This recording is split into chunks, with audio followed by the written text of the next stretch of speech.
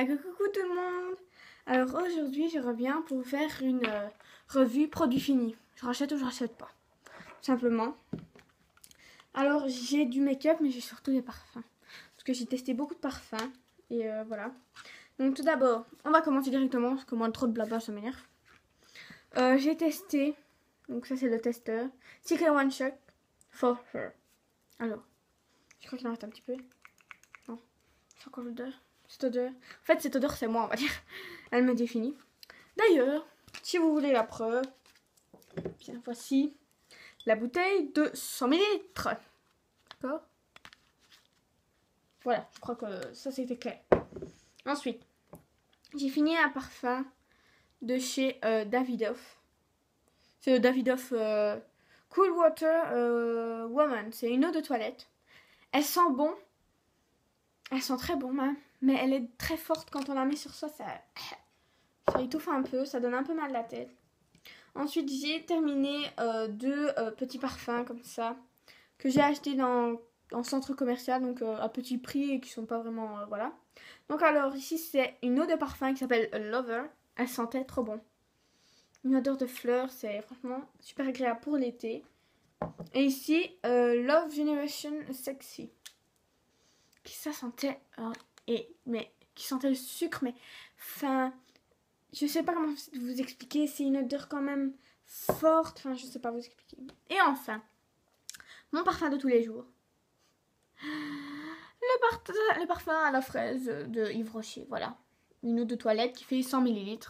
Je crois que voilà, je l'aime. Je l'ai acheté en petit format, à la framboise, parce que j'adore cette odeur. Ensuite,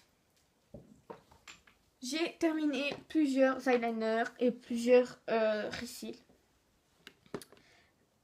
D'abord, je vais commencer par un produit de chez Yves Rocher qui se présente comme ça. Alors, c'est un stylo dissolvant.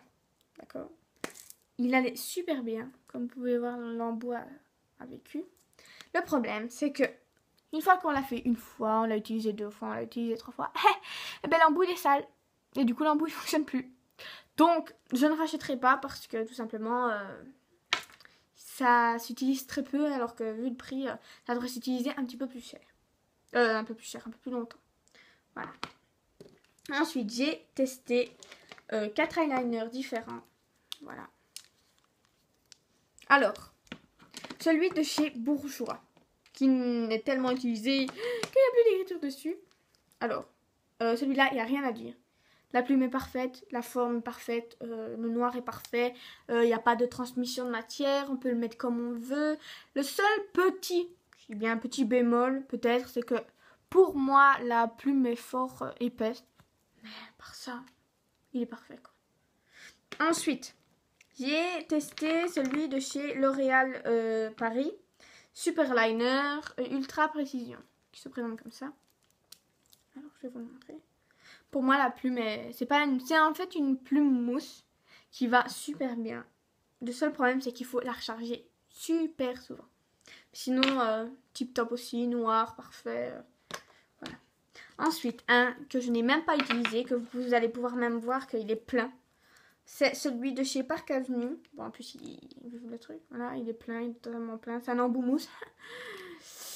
Seulement, on dirait de l'eau. Donc, c'est-à-dire que, voilà, je vais vous montrer. On dirait de l'eau.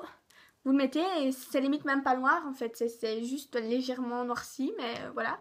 Et une fois que vous arrivez à avoir un très bien noir, si vous avez le malheur de repasser une fois dessus, ben, toute la matière s'en va. Donc voilà, moi je ne l'ai même pas utilisé, je l'ai testé et voilà. Ensuite, un autre de chez Bourjois, Ultra Black, c'est le Clubbing. Voilà, qui se présente comme ça. Alors ça c'est pareil, je ne l'ai quasi pas utilisé. Je vous explique pourquoi. La pointe va bien, l'eyeliner est noir, il n'y a pas de transmission de matière, tout va bien. Le seul bémol, c'est qu'il est tellement liquide qu'il va dans vos yeux et qu'il vous fait pleurer, c'est horrible quoi. Si par exemple vous êtes comme moi une quiche, vous allez réussir à en mettre et puis vous allez mettre un petit peu dans votre œil et vous allez pleurer et vous allez devoir recommencer tout votre make-up, ça va être l'horreur. Donc je rachète pas.